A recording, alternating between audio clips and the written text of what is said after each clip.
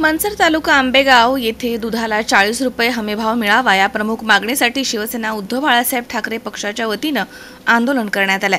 यावेळी सरकारच्या विरोधी घोषणा देत मंचर येथील छत्रपती शिवाजी महाराज मुख्य चौकात आंदोलन करण्यात आले।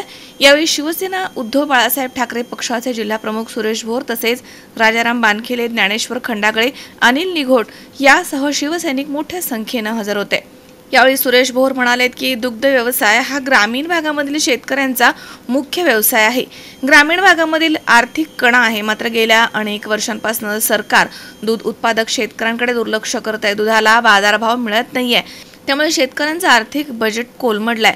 जनावरांना लागणाऱ्या चाऱ्याचे, खाद्याचे भाव गगनाला भिडले आहेत।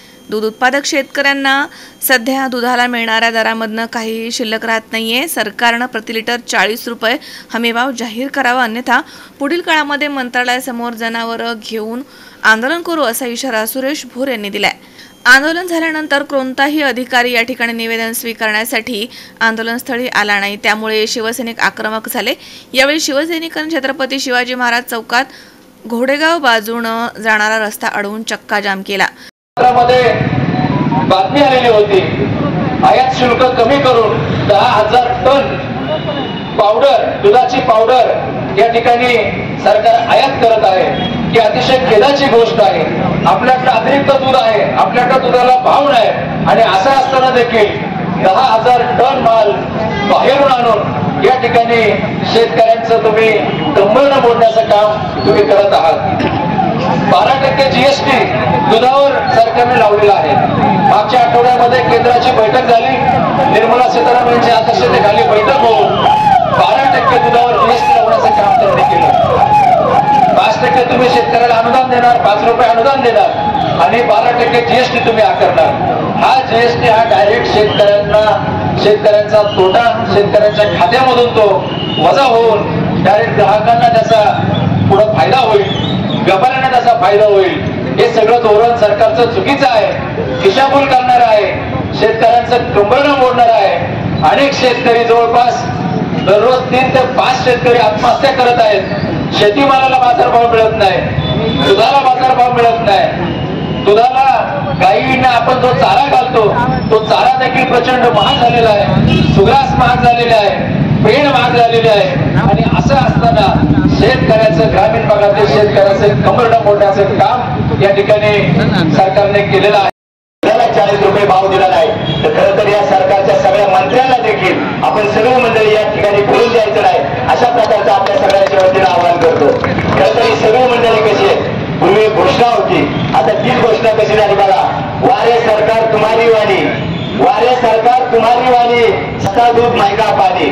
म्हणजे आता आपण पाहिलं तर दुधाचे भाव आणि पाण्याचे भाव, पाण्याला फक्त छोटीशी प्रक्रिया करायला लागते, त्या प्रक्रियेच्या माध्यमातून 1 लिटर पाण्याला 20 रुपये सरकार देतं। किंबहुना बाजारपेठेमध्ये 1 लिटरला 20 रुपये, पाण्याचा 20 रुपये भाव। आणि आम्ही 18 तास आमची माय मावणी सरकार स्वतःच्या शेतामध्ये राबते, सकाळी पहाटे उठून त्याला खुराक देणं असेल, खाणं काढणं असेल, धार काढणं असेल, ते डेअरीपर्यंत पोहोचवणं असेल, या सगळ्याचा विचार करता प्रचंड मेहनतीनं धार काढली जाते आणि त्याला आपल्याला मिळत आहे 27-28। आता मायबाप सरकारला आता खूप दया आली, कारण त्यांचा आता टांगा पलटी झालाय आणि तो टांगा पलटी झाला तो सरळ करण्यासाठी आता वेगवेगळ्या भूलथापा आपल्याला दिल्या जातात, वेगवेगळे प्रलोभन दाखवले जात आहेत आणि त्या माध्यमातून आपल्याला फसवलं जात आहे। पण शेतकरी भावांना माझी तुम्हाला विनंती आहे, या सरकारच्या गद्दार सरकारच्या प्रलोभनांना बळी पडू नका आणि कोणत्याही परिस्थितीमध्ये आपल्या दुधाला जोपर्यंत 40 रुपयाचा भाव मिळत आहे तोपर्यंत आपण हे आंदोलन थांबवायचं नाही।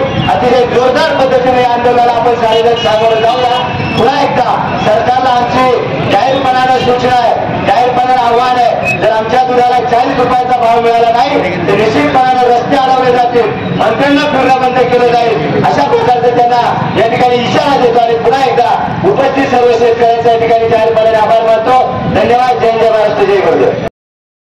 बोलताय शेतकऱ्यांसाठी मी अमुक केलं, शेतकऱ्यांसाठी मी तमुक केलं, पण ज्या वेळेस ज्या सरकारमध्ये तुम्ही खुर्च्या उभा होता, ज्या सरकारमध्ये तुम्ही मंत्रिपद घेऊन फिरताय, ज्या सरकारमध्ये शासकीय अधिकारी आणि सगळ्या शासकीय सवलतींचा फायदा तुम्ही घेताय, मग या तालुक्यातील शेतकऱ्यांसाठी तुम्ही काय केलेलं आहे याचा जबाब तुम्हाला ह्या तालुक्यात तालुक्यातील शेतकऱ्यांसमोर द्यावा लागणार आहे आणि तुम्ही दिला नाही तर माऊली या पुढचं आंदोलन आपण मंत्र्यांच्या गाड्या रस्त्यावर आणून त्याच्या अंगावरती 1 लिटर दूध ओतून मंत्र्याला सुद्धा दुग्धाभिषेक घालायचं काम या तालुक्यातला शिवसैनिक पुढच्या काळामध्ये नक्की केल्याशिवाय राहणार नाही आणि जे आंदोलन करायचंय ते मंत्र्यांच्या आणि आमदार खासदारांच्या घरामध्ये गाया बैल आणि सहकुटुंब शेतकरी जाऊन राहतील त्यांच्या घरापुढं ओट्यामध्ये चुली करून आम्ही स्वयंपाक करू तिथे खाऊ तिथे दूध काढू जोपर्यंत बाजारभाव आमच्या दुधाला मिळणार नाही तोपर्यंत कुठलाच शेतकरी तुमच्या घरापुढं उठणार नाही असं आंदोलन